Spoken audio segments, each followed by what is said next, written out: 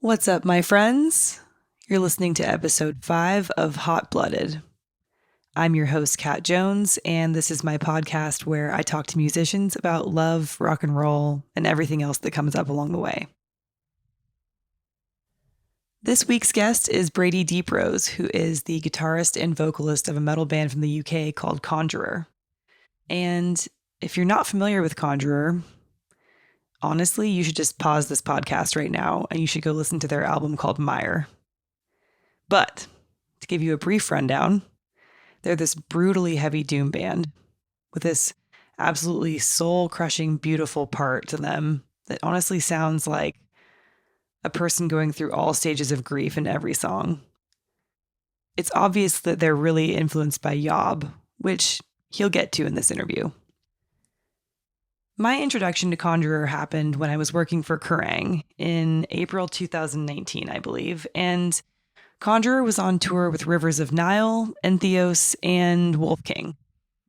And Kerrang was sponsoring the tour, and since our office was in Brooklyn, we also filmed their entire set at St. Vitus Bar, which I think is on YouTube now if you're interested. Anyway, I wasn't very familiar with Conjurer at the time, but from the moment that they stepped on stage that night, I was completely transfixed by them. And they had this blend of hardcore aggression with huge doom riffs and these like ISIS-esque dynamics that came together in like an extremely terrifying but beautiful way. And on stage, the bassist Connor Marshall would whip his hair around in rhythm with the music, and Dan Nightingale, who is the other guitarist and vocalist, and the aforementioned Brady would trade off on vocal duties, and each of them would provide this totally different but equally terrifying sound. And the moment that I'll never forget from that show happened during a song called Hollow, when Dan stepped away from his microphone with one of the scariest looks I've ever seen on his face. And he stared right into our soul and roared an entire verse at the crowd with no microphone, no amplification whatsoever. And you could hear it loud and clear over everything in the whole bar, like the drunk conversations and the crowd cheering and all the sounds on stage. And it was a pretty loud room, so that was pretty incredible. And I remember my colleague at the time, the wonderful metal writer Chris Cravaton, turning around and looking at me with that look on his face that said, "Oh, holy fucking shit." And if you're a metalhead, you know that look that I'm talking about. And in that moment, Conjurer became one of our favorite bands. And shortly thereafter, they released a collaboration with their friends in a band called Pine in England called Curse These Metal Hands, which is an album of extremely uplifting metal, which is probably the exact opposite of their album Mire or their stage show. And the band said that their whole point of the project was to make metal that induces joy. And I had a blast interviewing them for Kerrang, and I thought it was so cool they could do two things on the opposite ends of the spectrum of metal. And it seemed to me, and still seems, that there's not a lot this band can't do in the metal world. So I never forgot that. And over a year later, I had started work at my current job at the Pit, and I went to LA for about 48 hours to film a short documentary with a band called Contracult Collective, an industrial band that are on Roadrunner. And that film actually came out last week. So again, YouTube, go find it. I had tweeted something about being in town, and Brady, who lives in England, who had since followed me, immediately DM'd me to tell me that his girlfriend, who is an American who lives in Los Angeles, ran this fantastic restaurant called Bon Tom and that I should go. And I didn't have time to go to her restaurant that weekend, but this very quick Twitter conversation that I had with Brady left me with so many questions. Like, how the hell did this English dude in a band that makes absolutely terrifying doom metal meet a girl who runs a restaurant in LA? And how do they make it work with two countries, 9,000 miles, and an 8-hour time difference between them? And what type of communication is necessary to keep that type of relationship going, especially when one person is touring constantly? So when I started this podcast, I knew he was the person I needed to talk to.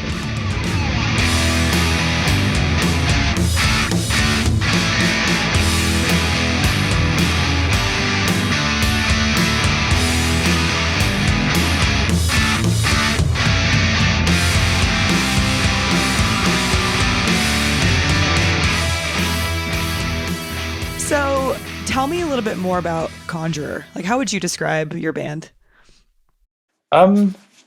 This is a point of contention, I think, with us. We're a four-piece heavy rock band from the Midlands in the UK, and I'd say what the band is has evolved a lot throughout. We've been together 5 years. We started really myself and Dan, the other guitarist, through a mutual hatred of metalcore. Not so much the genre, but more having played in metalcore bands for years and like been a part of that scene, and it was so self-absorbed. All the people in bands were just like, ego driven and still playing to 12 people in a pub, but like just ego driven, and there was no like attention to detail, and it was just like not a particularly nice scene, and we were both fed up of doing it. And I was actually playing in a pop punk band at the time, and I was like, I want to start a metal project and put out a Facebook status, social media. That's it. I'm the generation. And I was like, I really like Black Dahlia Murder and Gojira. Who wants to start a band? And Dan hit me up, and I'd been a fan of his previous band, Tear of Eden, who were their EP is on Bandcamp. It's called As the Crows Watch Over Us, and it's like legitimately great.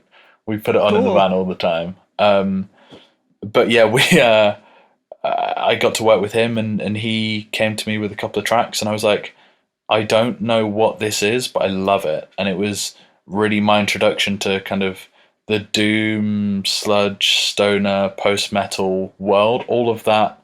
And even kind of like more into the extreme side of death metal. So anything from like Gojira and Black Dahlia Murder onwards was really, while we were starting to hang out and jam Conjurer stuff, that was my musical evolution, and Dan got me into a lot of that. So the moment for us, we actually went to see Yob.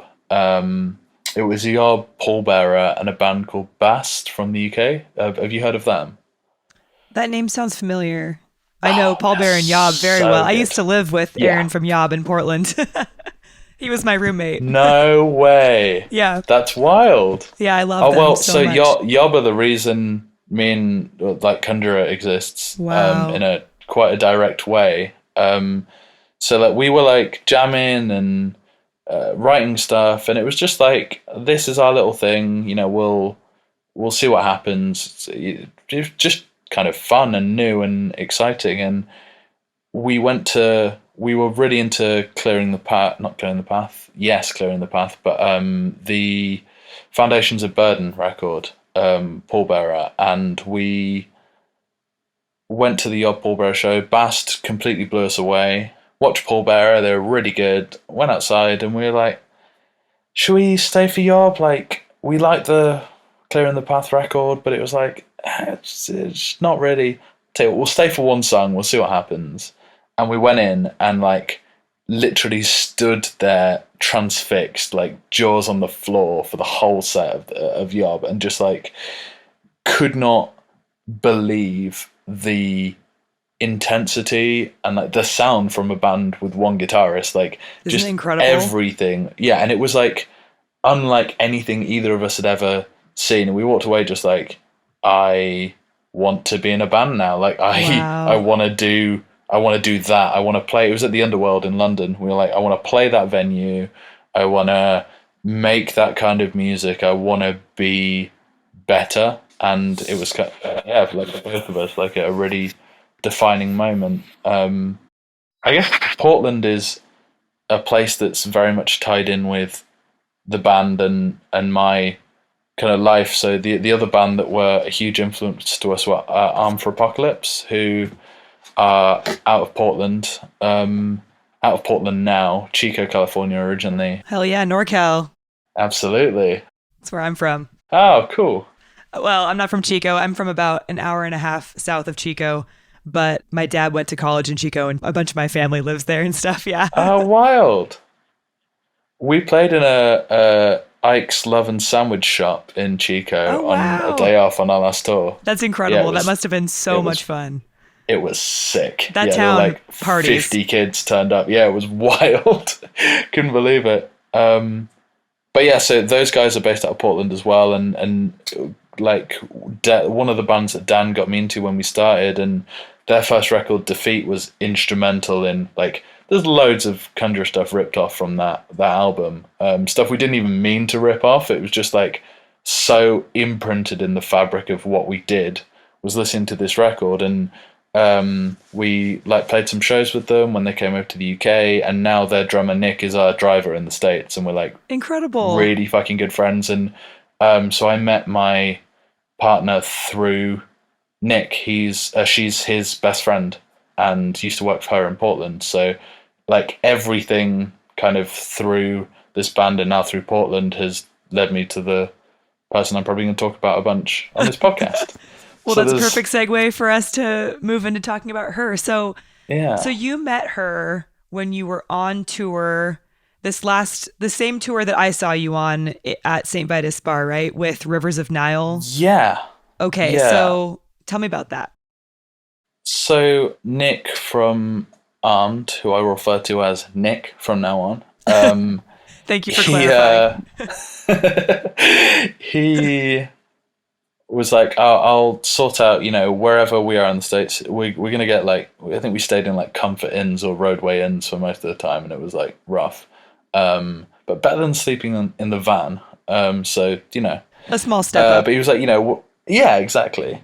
But he was like, yeah, I'll find accommodation where I can with people, because he's been touring across the States for years and has loads of friends. And he was, I think, crashing in the spare room at Sam's house in Portland, who's my partner Sam. And we turned up at like 2 a.m. and my ex-girlfriend was actually on tour with us at the time. I'd flown out for a couple of weeks. So me and my ex-girlfriend slept on Sam's sofa that night, and like woke up, and I have loads of photos of me and her dog, like just like hanging out, and her cat. And there's a photo of me stood in my underwear in her kitchen with her dog from like roughly this time last year. And we ended up leaving. Like we did a bunch of laundry, and it was like a lifesaver at that point. Amazing. And then we kind of head off and go back in. So for the Revocation Tour, which was September, October, get to Portland, and Sam's moved to LA to open this restaurant, and Nick is now living in her room. So that night, me and Nick shared her bed and do our laundry again, and we get to the LA show, and Sam's like, "Oh Nick's like, oh, my friend Sam is going to come to the show." It's like, cool. He was like, "You stayed at her house in Portland like twice?" I was like, "Oh, cool. That's Sam. Yeah, whatever." Like, Sure, some great. random girls can come to our show. Yeah, like cool. So she turns up long after we've played, and is in the dressing room, and I was kind of ill, as I often get ill on tour because I fucking suck. And I was also, we'd had such a good show. It was the best show of the tour. And I was like, fuck it, I'm getting hammered regardless. So got kind of drunk and went backstage, and Nick and Sam and Connor were up there. And I was like, hi. And Nick was like, this is Sam. I was like, oh, hi. He was like, no, this is Sam. I was like, oh, hi, how's it going? Like, be polite. Someone that's let us sleep in their house multiple times. We just got chatting, and I took some photos of her and Nick. So say they're long-term best friends, and she was like, "Oh, you should come to our restaurant the next, tomorrow morning before you leave the city. Come have breakfast and hang out." We were like, "Yeah, cool, sure." I pushed hard for the breakfast, not because of her, but like it felt like an invitation to a free breakfast, which was really kind of like top of the top of the list of requirements for us at that point. And all we knew is it was a really fancy restaurant. So I was like, free breakfast, fancy restaurant, feels like a no-brainer. So Yeah. we went down, and I remember very specifically the street next to the restaurant. There's a huge mural, which is the artwork to the first Single Mothers album, Negative Qualities. Oh, cool. Yeah, it was one of my favorite records, but it's like clearly stolen from that piece of artwork. But it was like huge on the wall, and I was like, "That's what's that doing here?" Like we're in the middle of I guess we're in the arts district in LA, so it kind of makes sense. But like that's like a really huge personal record for me that just is just there. It wasn't a sign; it was just cool. You had no idea it was there. It was just a total surprise. Yeah, yeah, yeah. Incredible. And then we go in and say hi and meet Sam, meet her head chef, and kind of like go into the restaurant, and had a bit of banter, as we do because we're British, and that's apparently a thing. And we go in and kind of get sat down and get fed, and all have like a big group photo at the end. And I was just like, fuck it, I don't really do this ever, but I'm going to ask her for a number. And I was like, well, I can't just do that. There needs to be some deception involved. So I was like, oh, could I get your number? Because, the photos that were taken on your phone, like maybe you could send them over. She was like, yeah, sure, no worries. Like, class, it worked. So yeah, we then leave, and it was like a really nice time. I was like, realistically, the nothing's ever going to happen because this is a friend of my friend from LA, and I am the person that I am, and have no prospects, and I'm about to fly to the other side of the world. So like, whatever. But I was like, I'll text her anyway, So we get in the van, and I was like, oh, I'll drive. I was in a good mood, so I pull off, and Connor, our bassist, was like, "Oh, Nick, can you text Sam and get the photos that she took? I'll put them on Instagram." And he's like, "Yeah, sure." And I was just like, "Fuck, I need There a was my new chance. reason." Yeah, that was it. He really fucking stitched me up, and I'm mad about it to this day. Understandable. Yeah, but we ended up kind of texting that night, and then just haven't stopped talking since. That's the kind of long-winded version of how we met. What was what reason did you finally find to text her? Honestly, I don't know. I think I probably just thanked her for giving us breakfast, which I found out that she didn't just like put it on the house. Like she paid for that for us out of her own money. I was just like, that's really like fucked up. Thank you, but like, yeah, That's amazing. Yeah, she did not have to do that, but I probably just thanked her and then was like, I just probably something cheesy, to be honest. I'm quite a confident person, but certainly when I can talk to girls quite confidently and quite easily. What I struggle with is like feeling confident in myself to the point that someone else could have an interest in me. So like honestly, talking to people is like easy, not a problem. It's then trying to pick up on signs that someone could like want to talk to me back is certainly where the breakdown comes in. So like it's not even a thing I contemplated just texting someone, especially like with zero expectation of it going anywhere. And that was kind of how we ended up where we are now. I went out to LA like 2 weeks after that tour finished. We came back from that tour. We had like a week off where we went to like 3 shows and had a rehearsal and just didn't stop. I was like, if I go out of tour time, I'm just gonna die. So I kept on like going to bed at 4 a.m. every night for the week. We went back on a headline tour and did Europe and the UK, which was probably the best tour I've ever done. It was unbelievable. And then we go out, and 4 or 5 days later, I think, I flew out to LA, and I was like kind of terrified because truly I'd only been speaking to this girl for like a month or two and had no real idea what it was going to be like. We hadn't actually spent any time together in person as anything but casual acquaintances, and I was going out for like 10 days. So I was just Wow. like, yeah. How did you feel when you got off that plane and you knew you were going to go see her? Were you terrified? Oh, so this is kind of insane, but like I was fine for the first. It's like a 10-hour flight, something like that. The first 4 hours of the flight, I was totally cool. I was sat next to, I can't remember who it was, but the mother of someone who's in like a really big tech metal band. She was flying out to see her son, and we were just chatting about being in metal bands and stuff like that. It was really nice. That's pretty Totally took cool. my mind off everything. Yeah, I cannot remember for the life of me who it was, but she was flying over to surprise him for his birthday, which was very kind. Adorable. Metal moms. Yeah, Gotta love I them. know.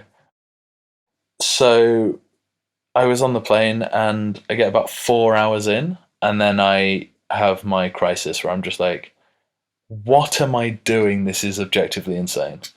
Like, I basically don't know this person. She could be a murderer. Like, what if it feels really like right and nice to chat and to be on FaceTime, and then as soon as we get in real life, I'm like, what if I'm not attracted to you? Like, there was Totally. like all of these like crazy things going through my head, and I decided. I'm so glad that she kind of got this, but I decided I'd just write my stream of consciousness down. So I just like opened up a note on my phone and just started like writing my inner monologue, and it was a lot. Like, it was like just so much text Do you still followed have it on by your phone? almost certainly. Do you want to read it to me? Oh yeah, yeah, okay. I'm very excited about this. Yeah, I'm just gonna try and see if this is it. Huh. I must have it somewhere. Um oh, I've absolutely found it. Oh my God, awesome. Okay. Let me just double check that none of this is insanely personal. Uh, okay.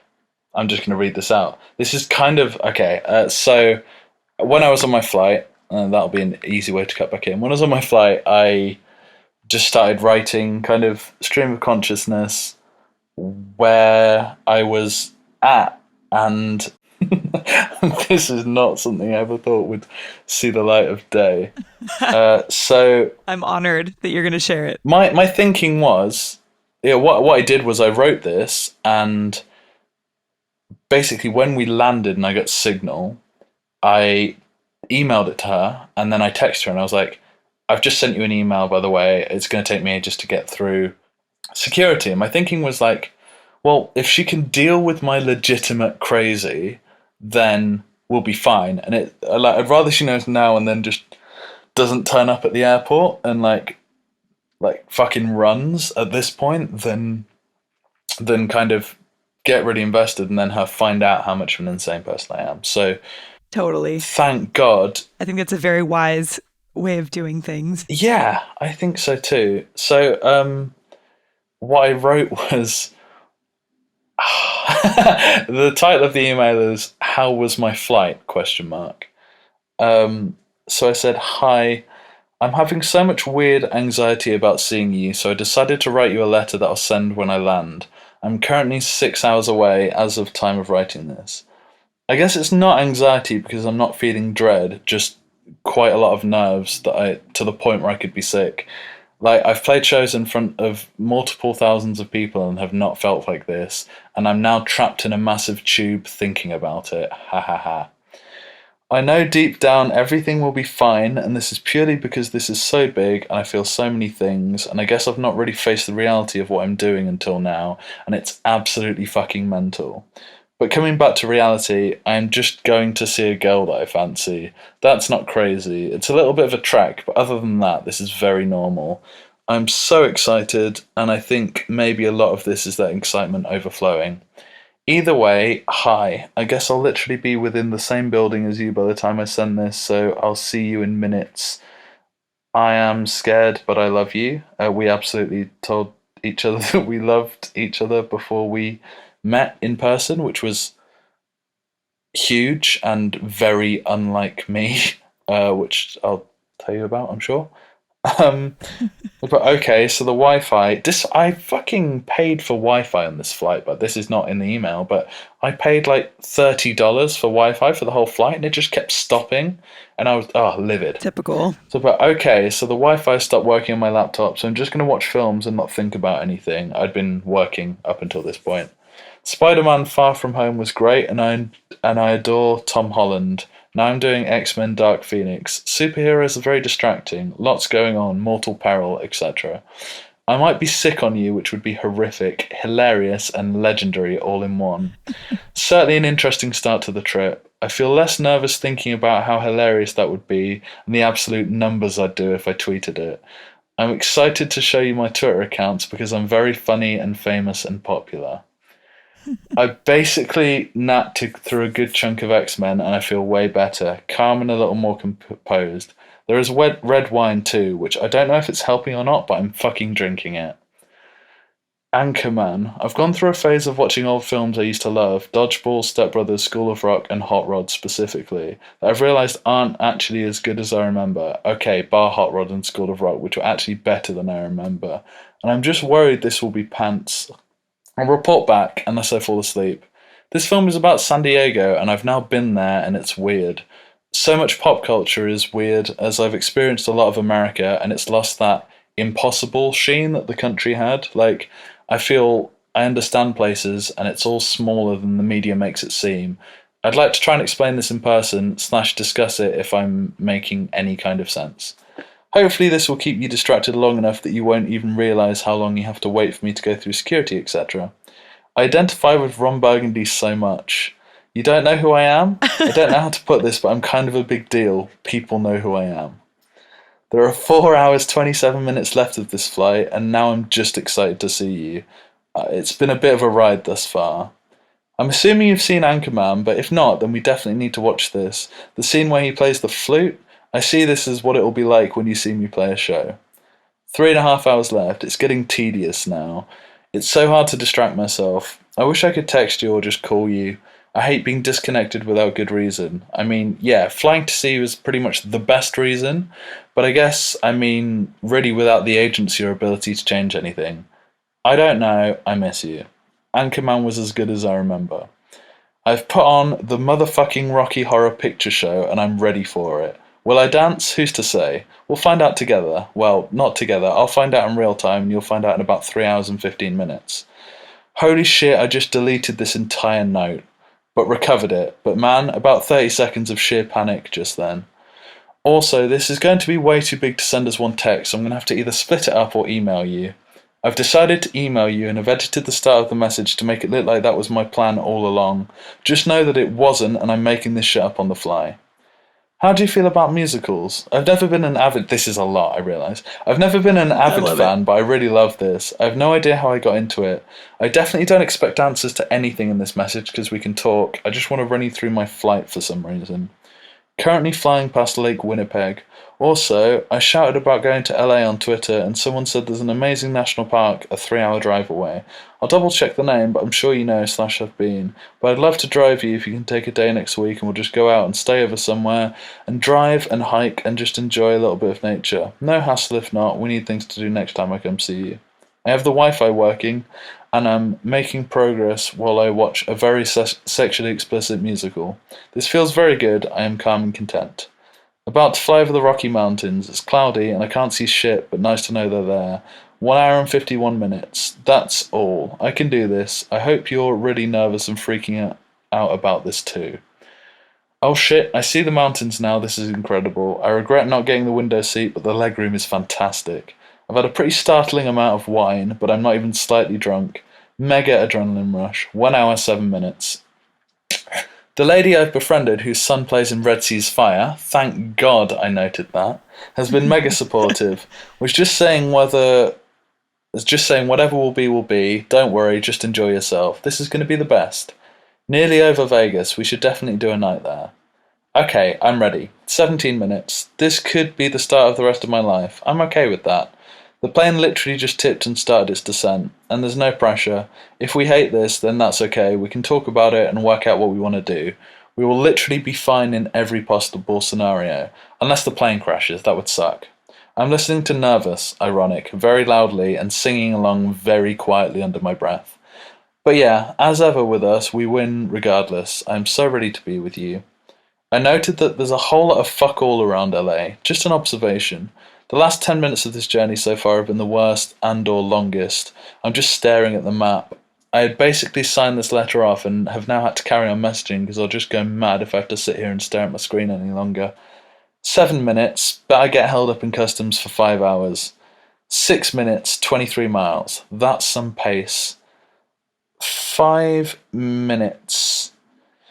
3 minutes. Okay, LA is fucking huge. Holy shit. That's kind of blowing my mind. So much warehousing. Industrious. I think I see downtown. Wow, I see skyscrapers. I might be being a real hick right now.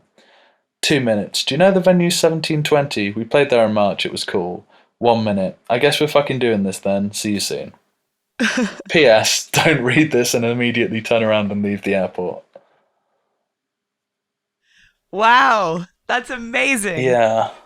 That's Yeah, incredibly romantic. yeah, kind of.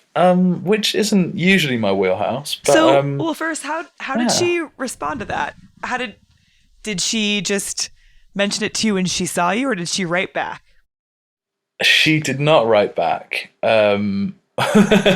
which I was like kind of expecting.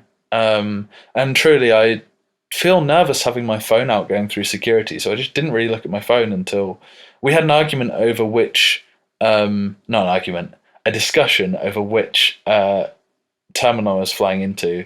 And even though they announced on the plane it was going to be Terminal 6, and I texted her, she was like, well, your flight says 7, so I'm going to 7. It was 6.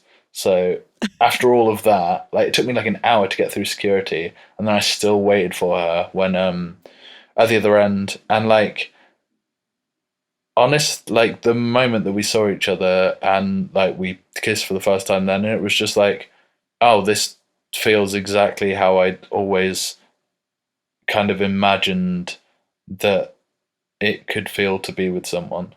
Um, and it was just like she found my crazy, endearing, and funny. So I was just like, golden. Like that's about as bad as I get. If I have a week off between tours, I kind of live in filth and lose all my motivation and kind of get a little bit depressed, which has been this week. But truly, if it's any more than like a week or two, then I'm fine. I can just get into a routine. So other than that, I was like, I'm pretty easygoing, and you have to accept the fact that I'm going to be on tour all the time and don't ever really earn any money.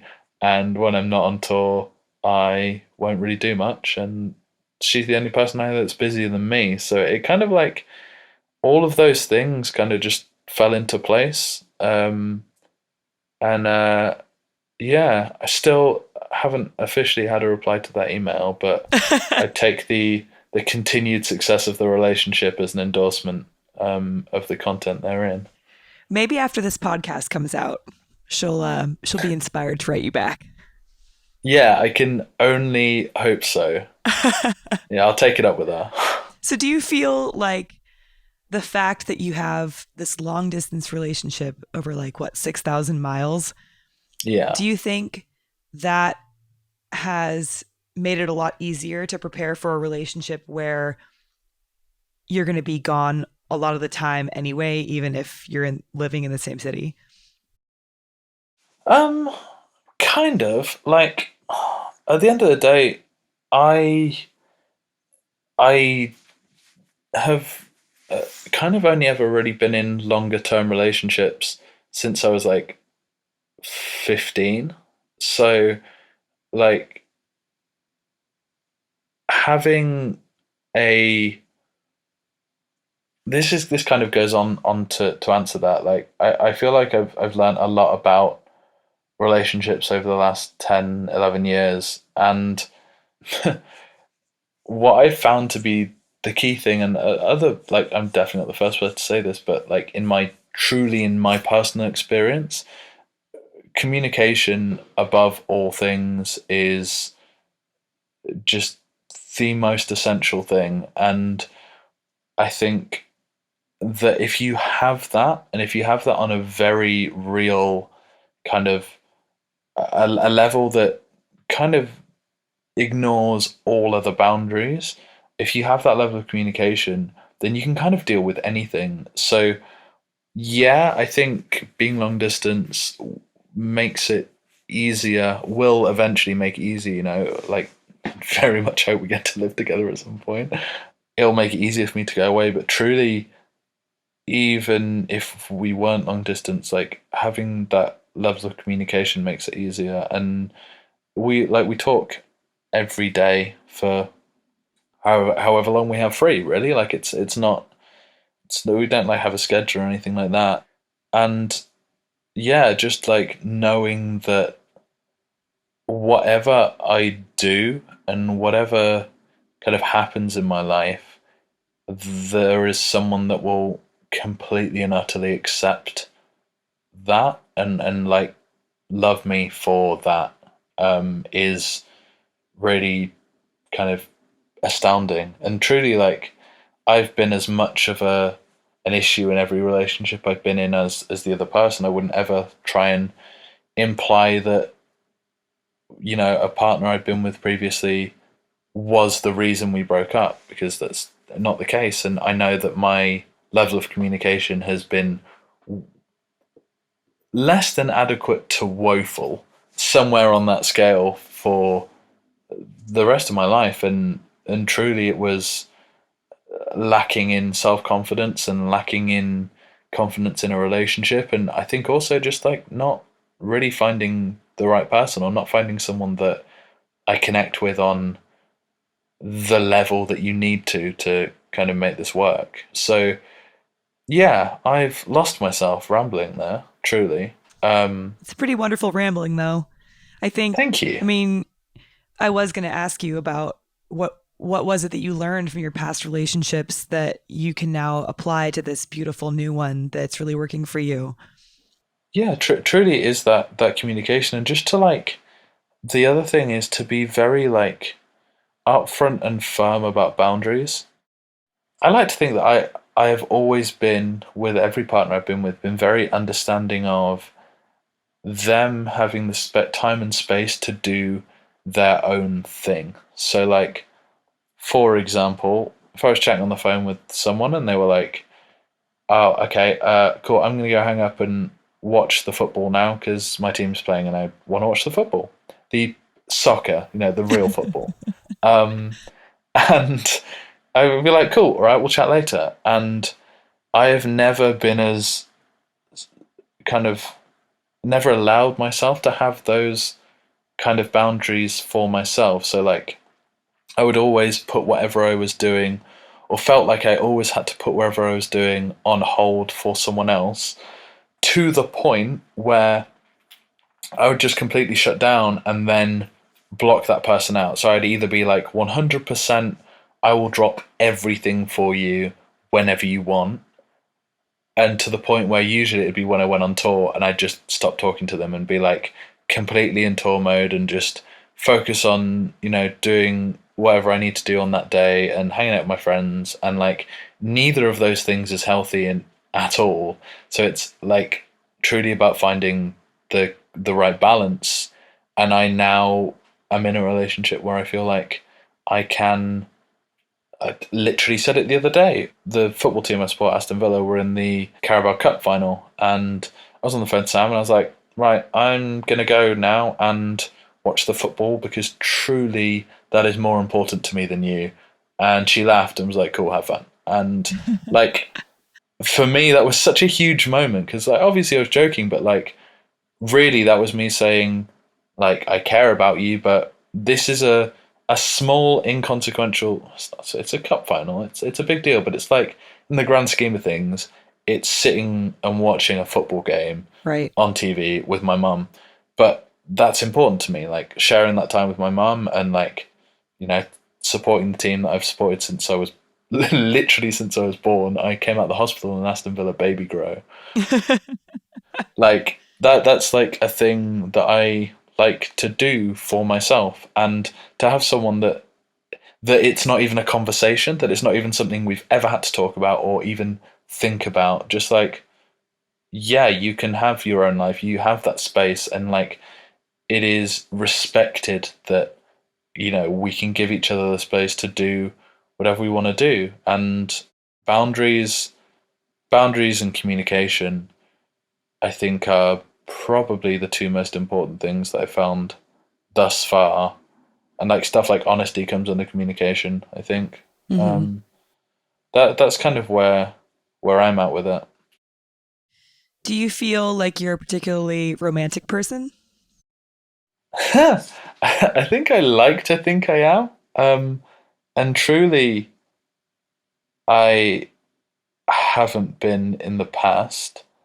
I remember when I was much younger, I was like way over the top and just like, from the ages of like 15 to like 18, I absolutely like thought I was head over heels with a girl called Mary, who we're now very good friends.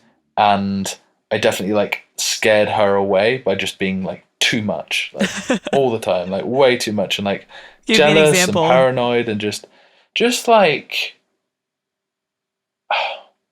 I remember very specifically, like, we were just like lying in her bed one day, and she lived in this really lovely house in like in the middle of the countryside, and she was like, let's just go out for a walk, like, let's go do that. And like, now I'm just like, cool, that's a nice thing to do. But then I was like, I don't want to do anything apart from like just like be here with you.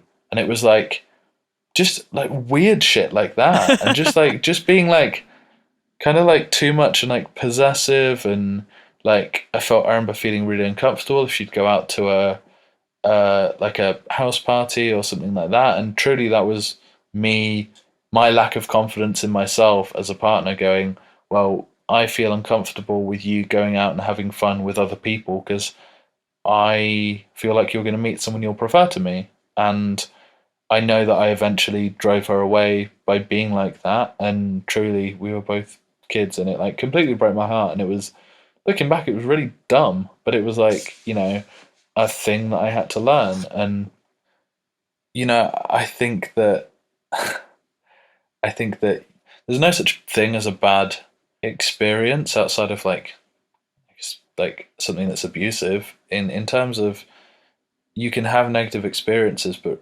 really, you can take them as learning experiences. You know, there's always a chance to learn and improve and grow as a person from every negative encounter you have. And that's something that I really have started to learn. And like, through talking through like a lot of my past with Sam, it's like, wow, like, I both put up with and did some kind of fucked up stuff. And I like can't even like a year ago, don't even recognize the person that I was compared to how I am now. And truly, like, I wasn't really a happy person for a long time. Like, before the end of last year, I really kind of like turned things around. And do you feel like Sam helped you with those things, or do you feel like you confronting those things helped you meet Sam and build a good relationship with her, or both? Definitely both. Like, her and Nick, honestly. Again, Nick is the driver. I Nick is the driver. Yeah, we're referring to him as Nick from now on. I Excuse me. knew that'd come Yes. up. Pardon me. um, he has a does well believes in a thing called POP, power of positivity, and truly, like, he has that tattooed on his neck, and he lives and breathes that shit. Like, he's the best person to have on tour, because, like, you're, you know, this didn't happen, but, like, a show's been cancelled, your accommodation's fallen through, and your amp's broken. Nick's like, right, POP, we're here together, we got our friends, we got our health, like, let's just go out there and fucking do it. And, like, the dude was amazing. And having someone with that attitude when I was going through, like, truly I was going through a breakup about the same kind of time I met Sam, and Nick and Sam were the two people that really helped me get through that, and helped me, like, realize that I need to be responsible for my own happiness, and I can't rely on a partner. I can't really rely on anyone else to make me happy for me, so really, this, like, positivity thing is something that I do try and live by. And it's something, like, my dad's always kind of taught me. It was something my dad told me from, I think, speaking about love, I definitely talk about my parents. So my dad taught me from, like, a very young age, and he was like, look, whatever you do in your life, whatever happens, I am not gonna judge you for it. I'm just gonna help you with it. So the example he always used to give was, he was like, right, if you get married and come to me the day after your wedding and go, I've made a horrible mistake, or, like, a week after, I've thought through it, I don't know what to do, I need help. My dad was like, he trusts me and respects me to the point that he knows that I'm not gonna have just made a flippant decision. He's not going to chastise me. He knows that I've already chastised myself in every way possible in my own head before coming to someone else to ask for help. So all he's going to do is support me and go, right, what do we do? Like, how do we fix this? How can I help? And having, like, that level of unconditional love and support from my family, and my mum's the same, probably a little less immediately chill. Um, but yeah, having that kind of level of love and understanding from my family has definitely influenced the way that I deal with situations. So, like, I'm a music manager full time now, and I do, like, bits of touring work, and hopefully the band would be nice if we ever earned any money. But, like, I deal with a lot of stressful situations, and I think have always tried to be a force for how can we fix this, as opposed to why the fuck is this like this. And it stresses me out when other people don't match that. To be honest, if I come to this happened the other day. We're, like, doing budgeting for our next album, and the plans we wanted to do were very out of budget compared to what we're going to have to look at. And I'd spent all morning. This was the same day that our van got totaled, and we had to find a new van. Oh my gosh. A couple of my bands that I was dealing with had a load of issues. I was getting sick and thought I had coronavirus. Like, there was, like, everything happened on this one day, and we get this news about the budgeting, and I messaged the band group chat, and I'm like, can you, like, here's where we're at. Like, basically the facts. And I was about to go on to say, you know, but, like, look, we can apply for funding, we can do X, Y, Z, we can, just, like, try and not just go, well, we're fucked, POP. Yeah, POP, you get it. And immediately one of the other people in the chat just chimed in and was like, "Well, this is shit, isn't it?" Like, word to the effect of, "Well, this is fucked." And I was like, I just lost it. I was just like, well, if you're going to be like that, I don't know why I should spend the next 6 to 12 months of my life working every day on making this record happen for no pay, if you're just going to take that attitude and just, like, mute the chat, and lost it. I was just like, I need people to be on that same level with me, and like, be willing to approach problems from from a position of like, yes, we all understand this situation is fucked, but like talking about that and sat wallowing about it does not fix it. Like we learn from it and then we fix it, you know? Hmm.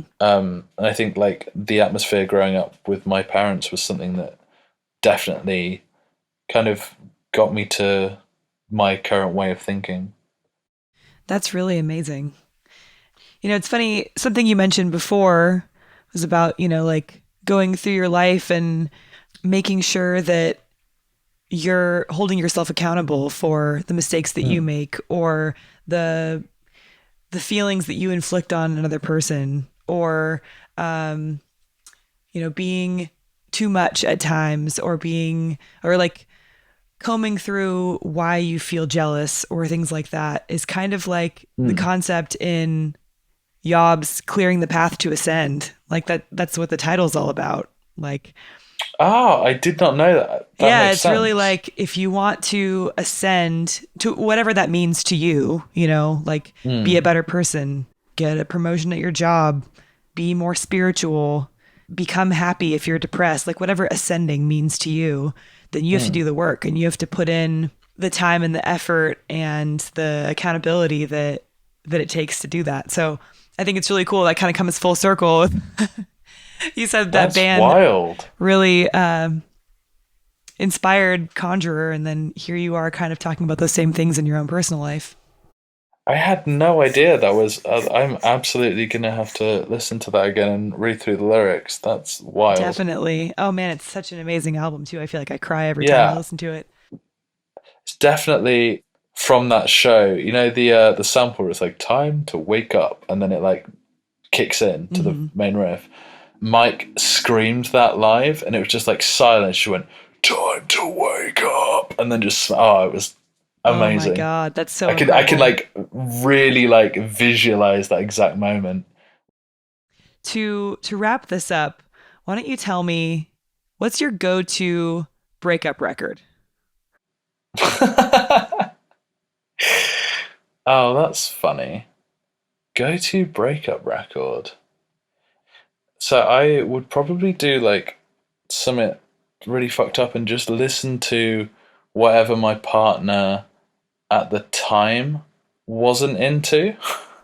So like all the stuff that I'd like probably not heard as much in however long I was with that partner, I would like get really into. So like I dated a girl for a bunch of years that was like really into pretty much the same music that I am.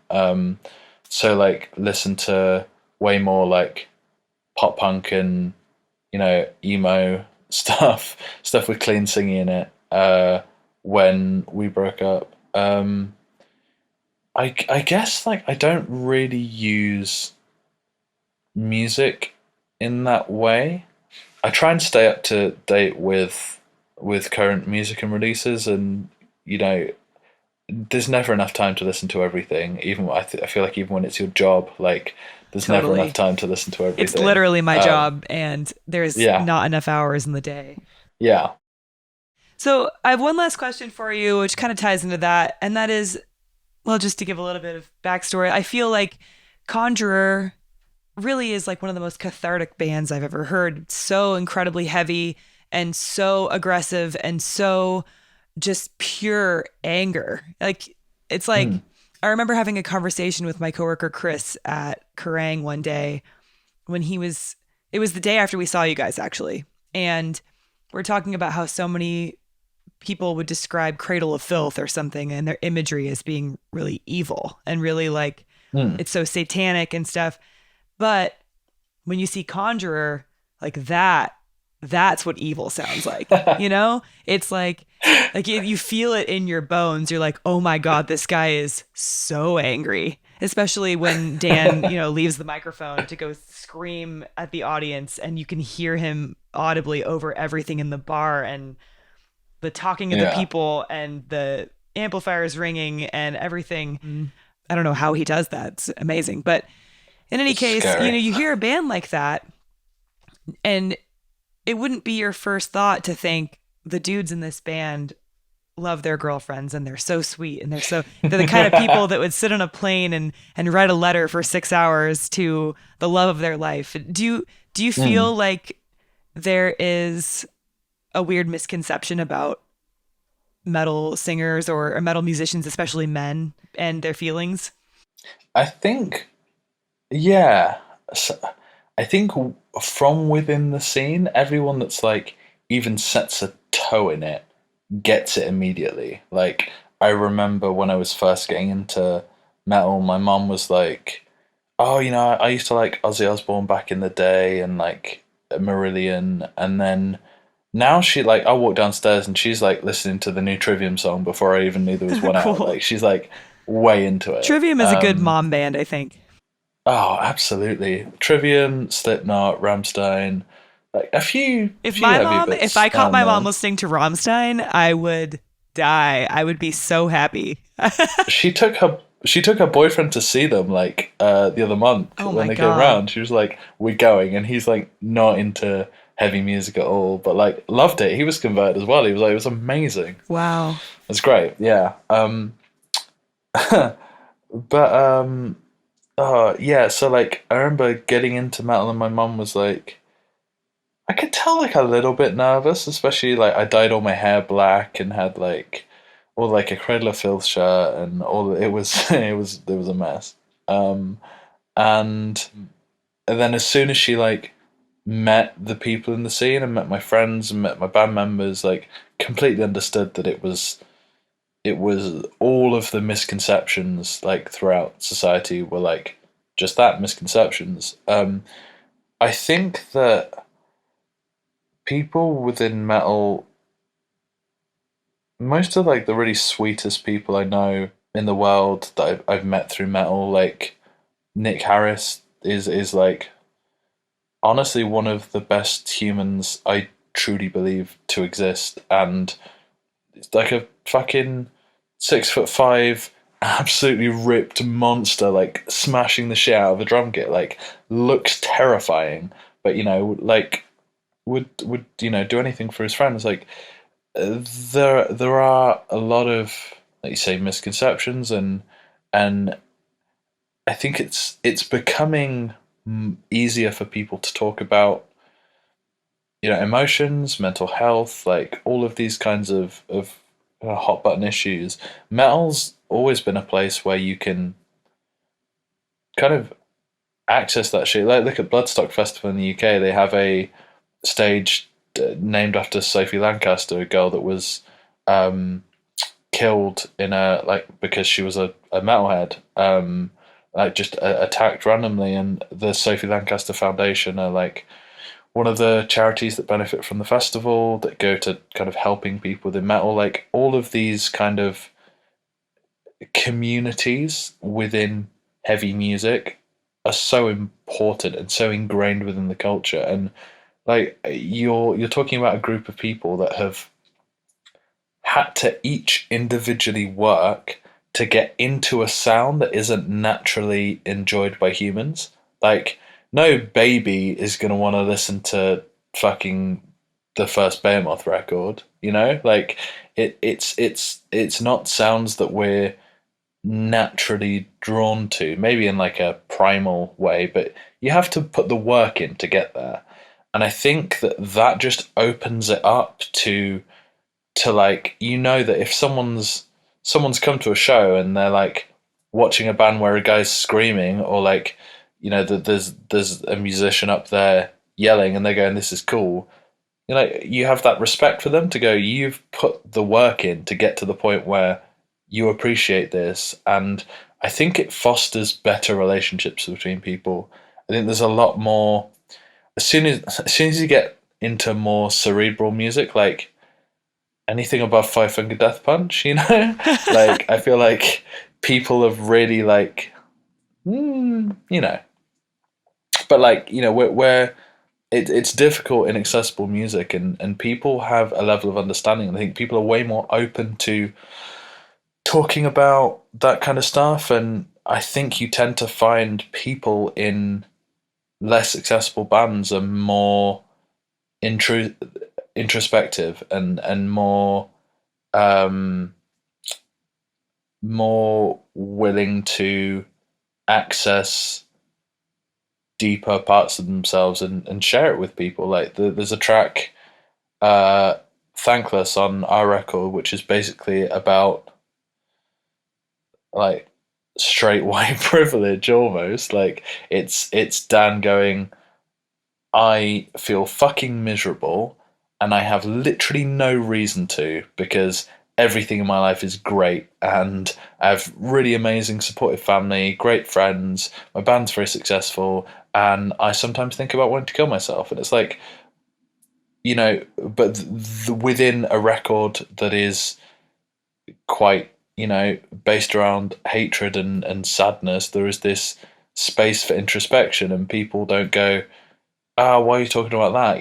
If people are either don't care, which is perfectly valid, or will look into it and go, okay, you're trying to say something, and I think that, yeah, there is certainly in this day and age, there's a space for people to talk about the things that they're actually passionate about. And you don't have to put up a front. You don't have to be the I'm the super machismo like hardcore frontman anymore. Like, yeah, that still exists, but it's like fine if you're not, like obviously from speaking to me and like meeting the guys, we are pathetic as people.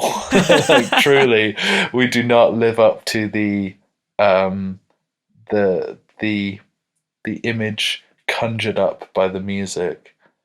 I regret that immediately. I see what you did there. Yeah, I fucking hate myself for it though. No, I like it. I like it. Yeah, so like, I think it's a very interesting topic. I think it's going to be.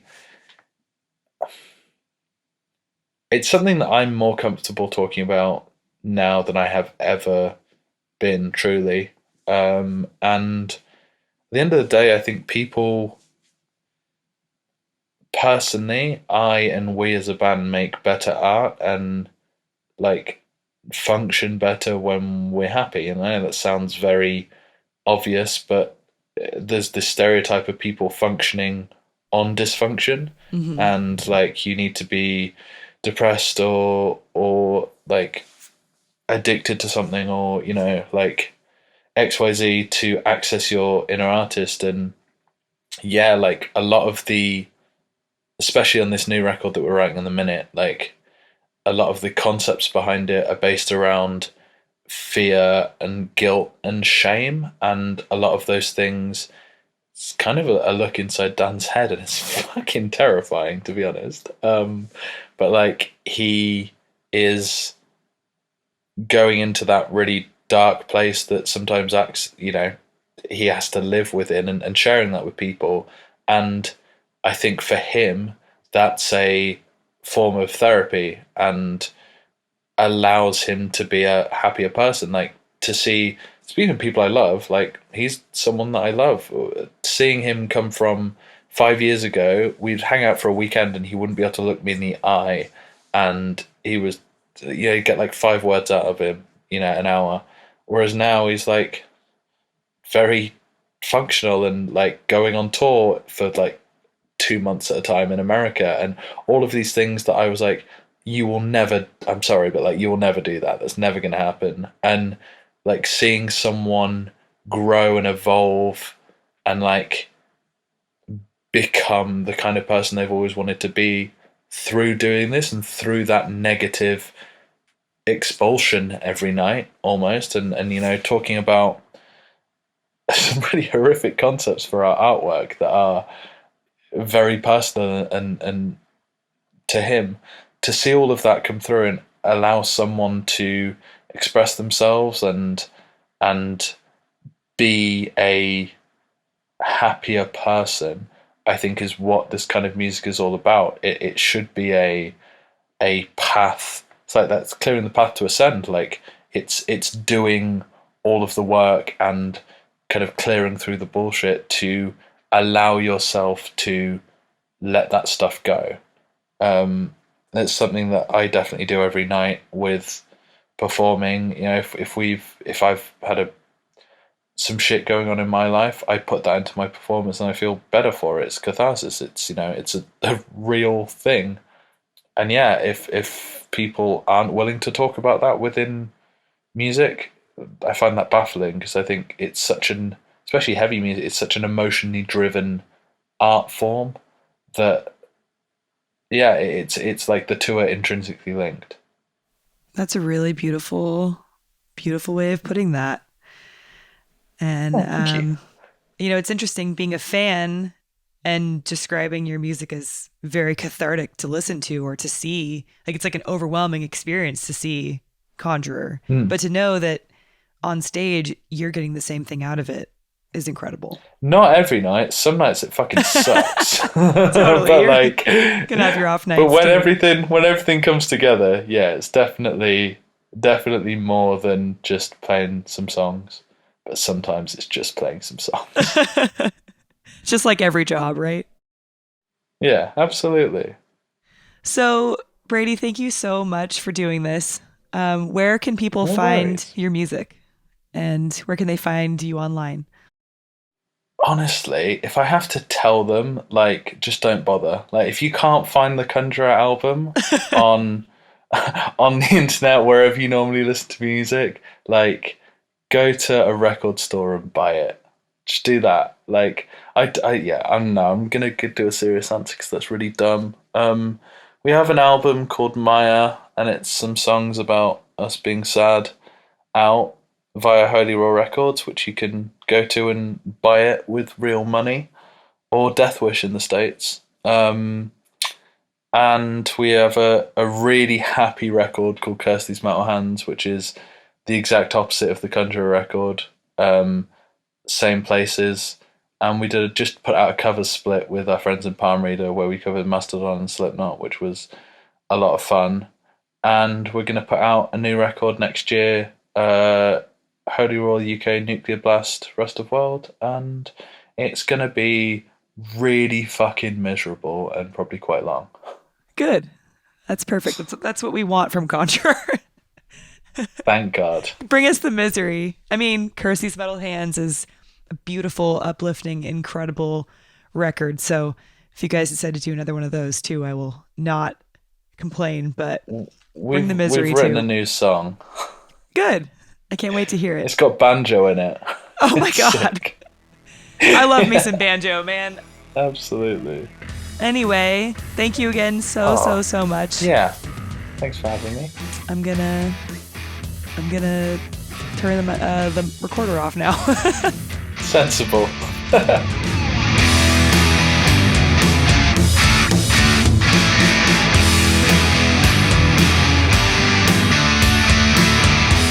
This episode of Hot Blooded was hosted, written, and produced by me, Kat Jones.